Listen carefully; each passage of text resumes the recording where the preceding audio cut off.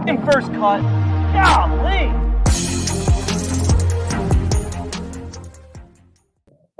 Welcome to the First Cut Podcast. I'm Rick Gehman, and this is your recap episode for this week's Valero Texas Open. And joining me to break it all down, that's the coach. What up, coach? Let's go. Let's go. I'm telling you right now, there are certain days, Rick, that you just look at and you say, where was I when? This was the day that Jordan got it back, and I'm here for it. The golf world's here for it. Let's break it down. Let's go. I am trying to catch my breath between the Gonzaga UCLA Twitter moment we all had last night, and now another kind of collective golf Twitter moment with Jordan getting it done, his first victory in 3.5 years. This is just like I'm on cloud nine right now. This is good. Well, for me personally, we all have our different Jordan Spieth stories. He's my 1B. Tiger's my 1A, and Jordan's my 1B. It's been hard for damn near 4 years to watch him struggle, to watch him go through it, to have him say, I'm almost getting to get it back. I'm almost there. And then today he got it done. And the beauty of today, Rick, is that he didn't back into it. It wasn't one of those days where he struggled to a 71 and Charlie Hoffman and Matt Wallace and everybody else also went backwards. He went out and hit shots and got it done and shot well under par. That's how I wanted to see him come back and win, and he did it in style, which was awesome. He went out and certainly earned it. He's $1.3 million richer. And if you want to be $250,000 richer, I've got a game for you because prop games are back. That's right. The world's best golfers are teeing it up in Augusta, and we have an opportunity for you to win big bucks without even hitting a tee shot. You can win up to $250,000 playing our props game this week by visiting cbssports.com/props or by downloading the CBS Sports app. The game is 100% free to enter, and all you have to do is answer some questions that I write myself and compete against the world for your chance to win a $10,000 first place prize. And if you get every question right, it's $250,000 in your pocket. Once again, to play, all you have to do is visit cbssports.com/props or on the CBS Sports mobile app. A link is obviously in the description. Coach, how would you spend $250,000 if I handed that to you? I'm divorced, so there's one thing that probably is going to take half of it. But I tell you this much. People ask me all the time, Coach, when you run all these contests, can you win? No, we can't win. We work for CBS. No, I can't win because all I would do is call the person making the question. So don't ask me any more stupid questions about can I win because I'm not going to help you. You got to play at home yourself.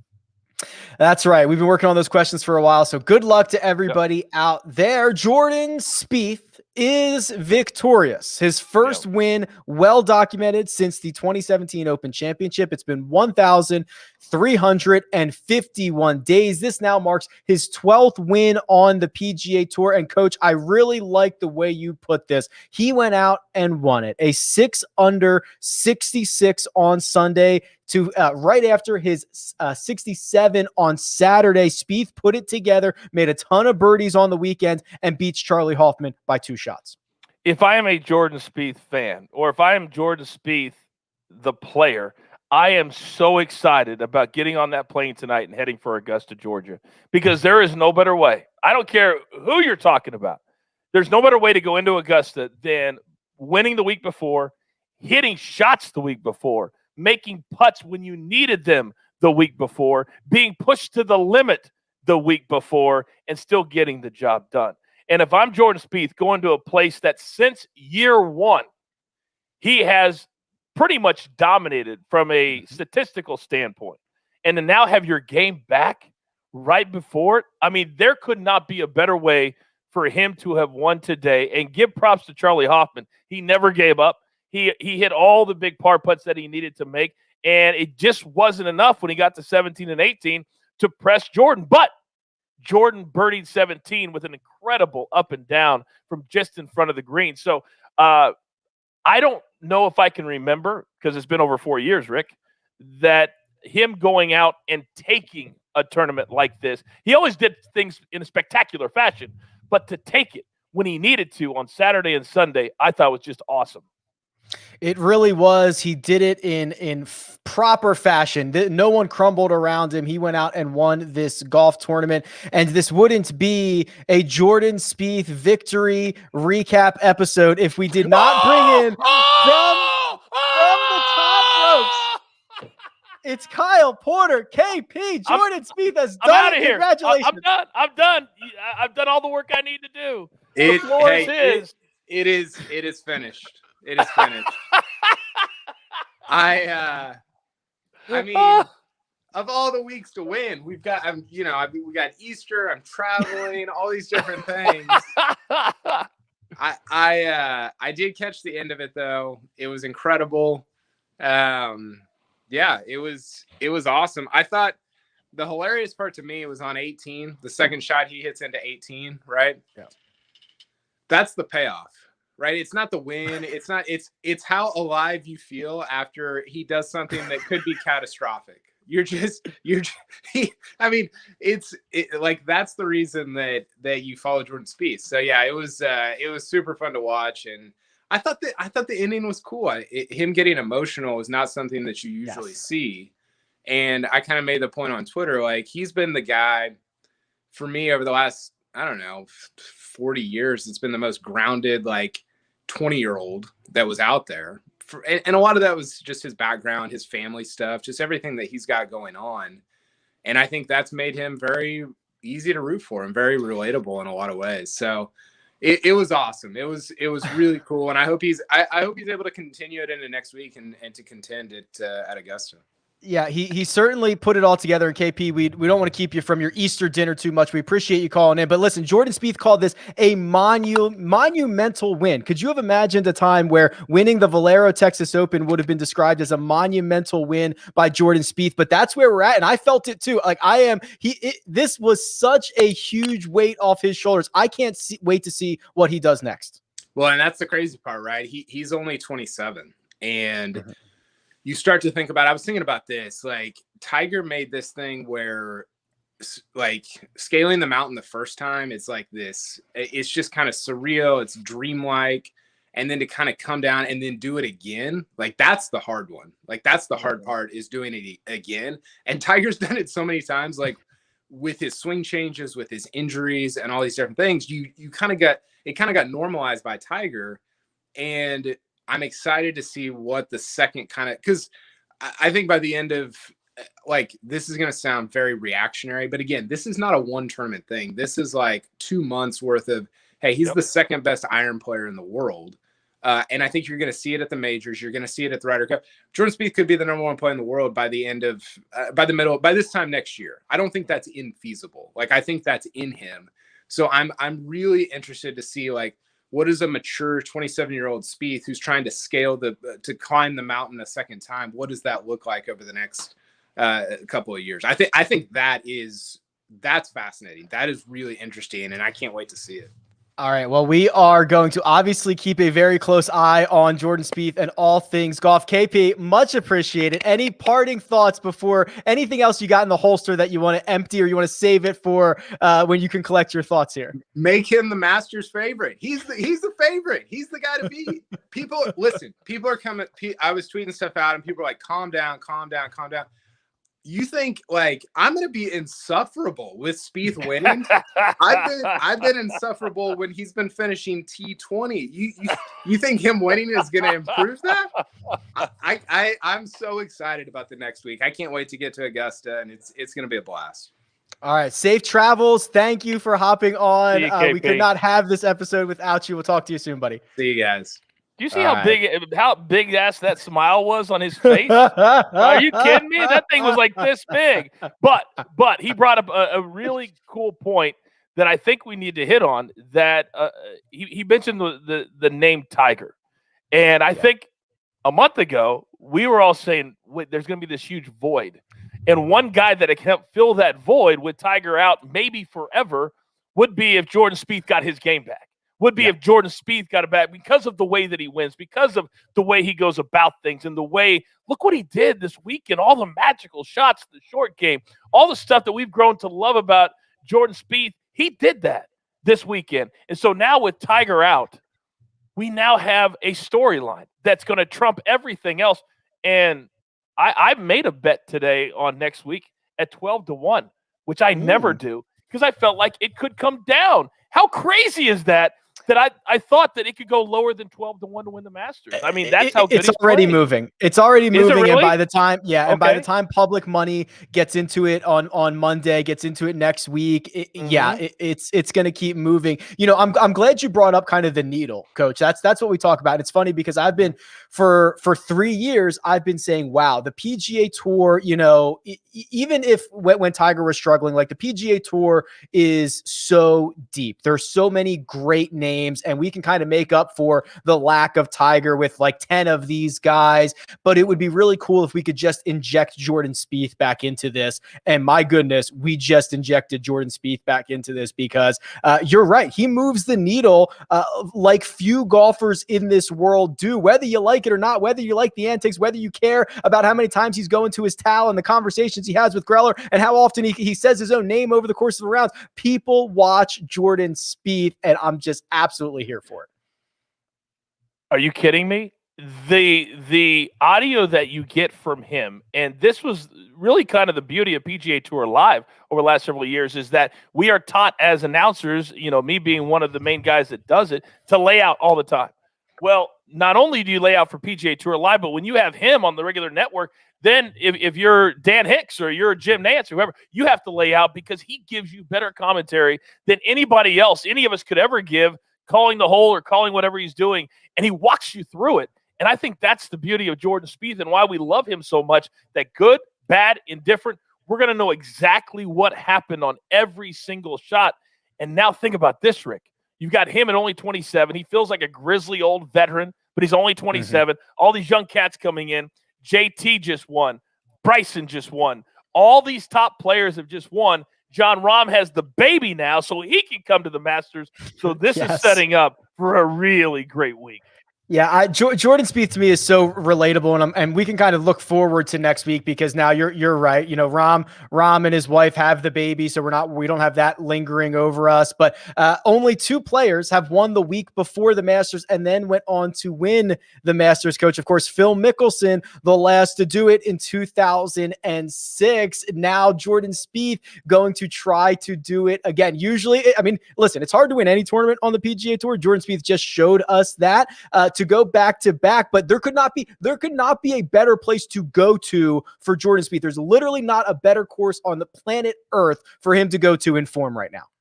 If you are in form, you want to play the Masters whenever that is. When you're out of form, you're hoping the Masters gets pushed back until you find form again. I remember the first time I walked on site at Augusta National, I said to myself 2 things. I said, first, how does anybody ever shoot a 65 on this course? Because it's just an absolute monster that you can't tell from watching it on TV. It's crazy how big it is.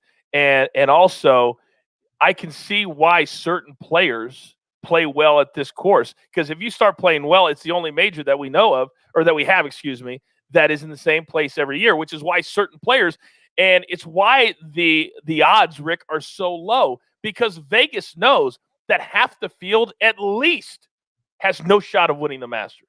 No shot. So now you're only handicapping, 90? There's only 90 players anyway, 80 or 90, something like that. So now you're handicapping 40. That's why you're getting a 12-1, not because he's that much better than 150 guys. He only has to be better than about 45 guys. And right now, the way he's playing for the last 2 months, he's playing better than anybody, including Dustin Johnson.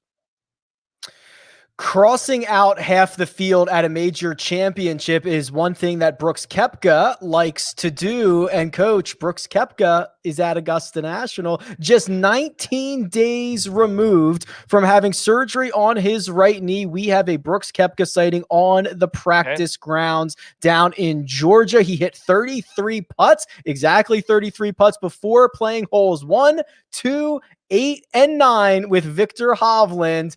Here we go. Brooks is going to try to give this a shot. I will eat crow because I believe I said on this show that there would be no shot of Brooks playing Augusta National.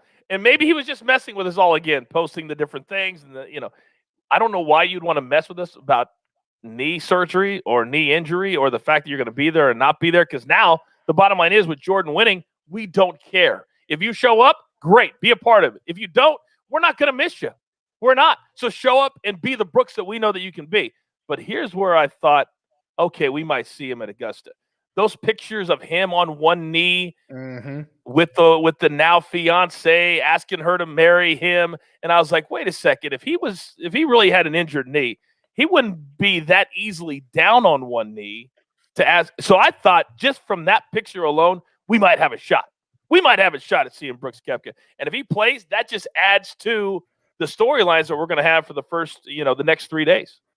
Yeah, the perception for Brooks Koepka, at least over at our friends at William Hill, 25-1. To put that into perspective, Jordan Spieth at this moment, 11-1. Wow, I have a feeling that is going to creep down to 10, potentially 9. Dustin Johnson's 9-1. Justin Thomas is 10, and then you get both Spieth and Bryson DeChambeau at 11-1. If I would have told you that even 4 months ago, you would have slapped me silly that Jordan Spieth was going to be 11-1 and the same odds as Bryson DeChambeau.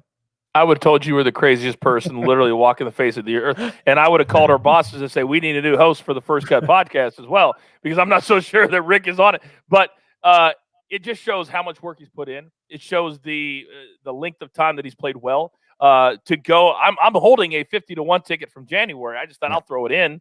And now I'm actually feeling pretty good about it, to be honest with you. So it's only $100, but still it pays $5,000 if I win that. So rare is the time that you can grab a futures ticket and it goes in your favor. But in this instance, it did, and it's all because of the hard work that he's putting in. I just keep refreshing William Hill, waiting for that number to drop. I just know it's coming. I know it's coming. So, but how low? Let's play the how low can you go game, because 10 at this point, I can't. It can't go any lower than 10, right? No, 10's the number. He'll be 10 with Justin Thomas. And I'm going to tell people on Tuesday when we do our mega Masters preview, you can't bet on anybody to win this week. You can't, because there is absolutely no value in it. You can't. You almost are better off betting him in the top 10 and betting more money than betting him to win and betting less money, at least in my opinion. But everybody can do what they want, but that to me is like, that's way too low for me to put anything on Jordan Spieth. We will hash that out over the next couple of days and figure out what is bettable, what is not bettable. We've got to get a one and done update. We've got to go through our odds and ends, but first we're going to take a quick break and hear a word from our partners. And we're back. With the conclusion of the Valero Texas Open, that officially means it is Masters Week. And that, of course, means that CBS Sports HQ is your home for round-the-clock coverage from Augusta. That includes tournament picks, round-by-round matchups, highlights, leaderboard updates, and we even have our very own pal from the First Cut podcast, Kyle Porter, on site providing up-to-the-minute updates, so you'll know everything there is to know from Augusta. Coach, I just imagine that Kyle's minute-to-minute updates he just follows around Jordan Spieth all day long. I don't think we're going to get any updates from any other player in the field. It's going to be essentially, remember Tiger Tracker? It's going to be Spieth Tracker for the next 4 days. I can already see the headlines. CBS reporter given restraining order at the Masters for being too close to Jordan Spieth for days on end.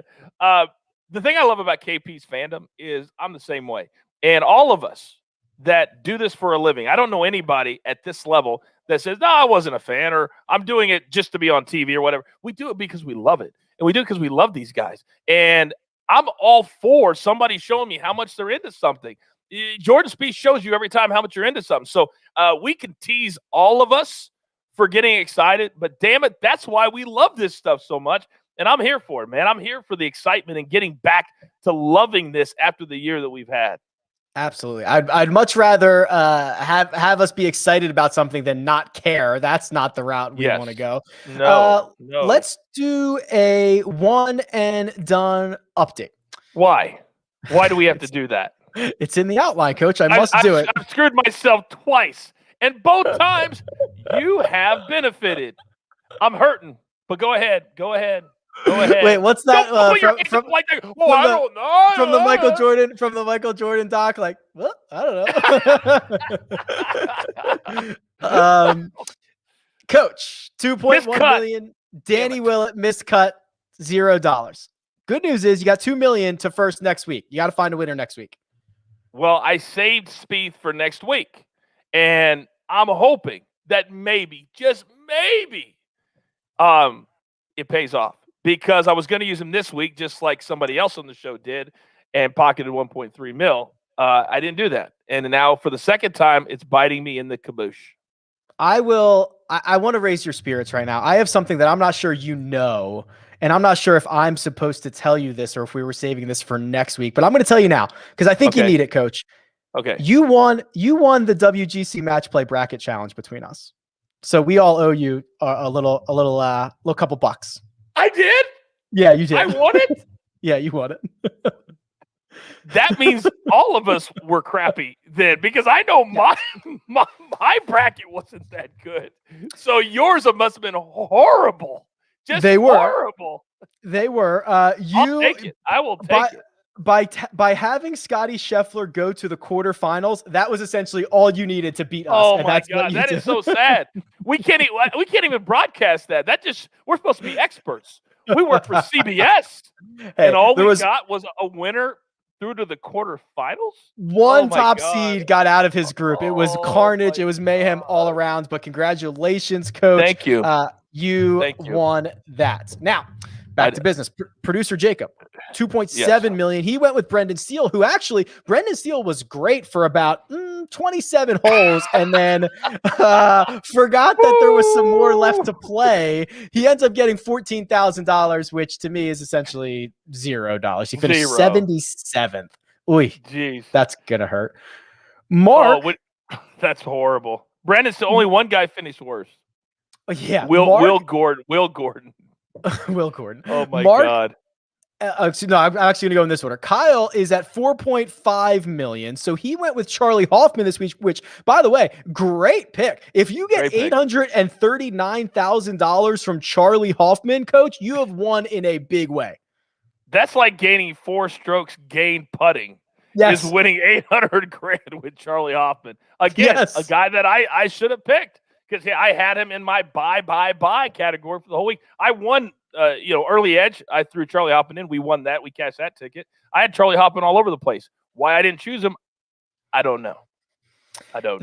That 839,000 is going to go into Kyle's total, and he has already told us, and it's already in the spreadsheet, that he has picked Jordan Spieth for next week. It's the only thing in the spreadsheet for next week. So Kyle is on Jordan Spieth.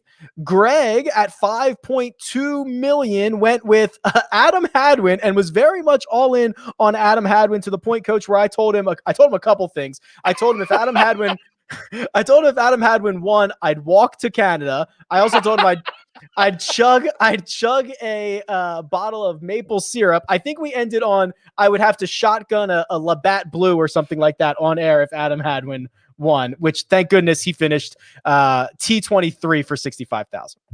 I will say this. I won a head-to-head with Adam Hadwin over Hideki on Sunday, so I'm happy about that. But he was very bullish on Adam Hadwin, which was about as silly as me being bullish on Danny Willett, to be quite honest with you.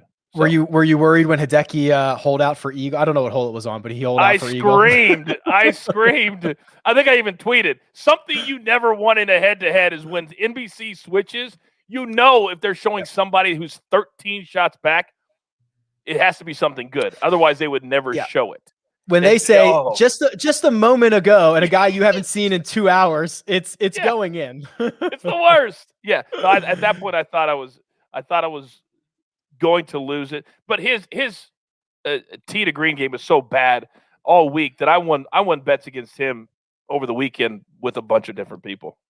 Yeah, that moves Greg to 5.2 million. So Mark is next at 5.7. Mark went with Abraham Answer, who also got T23 money, 65,000. Coach. Listen, Answer's a competitor. He hasn't put it together as much as he wanted recently, but I feel like his breakout's coming. I'll never know. Like he won't foreshadow it. I'll never know. No, because he's a classic T23 guy. That's you look at him and go, oh, because he was T23. That's who Abraham Answer is. He's never going to be, I think, a multi-time champion. I think he's going to be a guy that can win head-to-heads and top 20s. That's it. Nothing more. And if I'm reading this correctly, which I am, I have cracked through the $8 million mark thanks to Jordan Spieth collecting $1.386 million. Oh boy, Coach, I'm sorry. You've been on the wrong side of flipping a coin now 2 out of the last couple weeks. The only thing that is even saving my pride and my confidence and my swagger is the fact that I've actually said it on air that's what it came down to for me. That's it.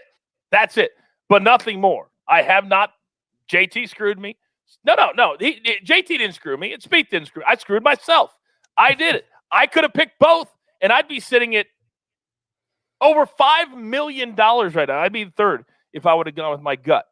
So there's no more picking the way that I picked. I'm going with my gut. I'm taking the big names when I need to take them because I need to get back in this damn thing. So I'm telling you right now, the only way I don't pick Spieth this week is if more than 2 other guys do. That's the only way I don't pick him. Lots of money on the line at the Masters, and I bet you, without looking, we might not have Spieth left. So that might be pretty good. Do you think all of you? But he didn't play a lot in the fall time. So do you think everybody's used him? I'm gonna have to look that up. Greg used them at the match play. Mark used them at. No, Mark still has him available. Kyle's going to use him next week. I've used him. Yeah, Jacob. I don't know if Jacob's used him. I don't see him on Jacob's list. So yeah, you might be able to make a little move there. All right, I have some soul searching to do. I will say, on our Jupiter of the West betting contest, you did nail a Jordan Spieth outright. So you did win the week there. You turned a $117 profit off of your $100 in wages. That's a 107% ROI, Coach, which I would take every single week of the year. We had a really good week picking games and picking matchups. Had a really good personal week picking matchups. So I feel really good about where my handicap system is right now, and you're a big help with that. We've become really good teammates, and I'm having a great time, all kidding aside, picking these golf tournaments every week. It's a blast. Yeah, it's been a ton of fun, and getting different perspectives, and even the things when Greg's like Adam had when I'm like, you know what, I should at least do a deeper dive before I make fun of of Greg a little bit more. But at least and then we'll still make fun of him after that. Right? Yeah, of course. Of course. All right, Coach. We are now officially in Masters Week. There is going to be so much content next week between the first cut, between early edge, between everything else that's going on. I imagine you are just as stoked as I am, because I feel like I'm just coming down off of the November Masters high, and now we're gearing back up again. It's going to be great. It's my favorite week of the entire year, and for so many different reasons. But to me, the Masters is the greatest golf tournament on God's green earth, and it's the greatest golf course. I love going there. I loved working at it. I still have a bucket list of being a part of the CBS team at the Masters someday. That's certainly on my list. There is nothing better from Monday till Sunday, and it feels like it's about a month long. When you walk on the grounds on Monday, by the time somebody's getting the green jacket on Sunday, it is exhausting. So I understand why winners don't play the next week. I get it, because as somebody who covered it, I was dead. I was out of energy by Sunday night. I didn't even play. That's how great this week is. It's the best. And here it is. We're in it right now. We are not done talking about Jordan Spieth. We have not even started talking about the Masters yet. There is lots of good things to come. But for now, big thanks to producer Jacob behind the scenes doing all the hard work. That right there is the Coach. You can find him on Twitter at The Coach Rules. You can find me at Rick Run Good. This has been The First Cut, and we'll catch you next time.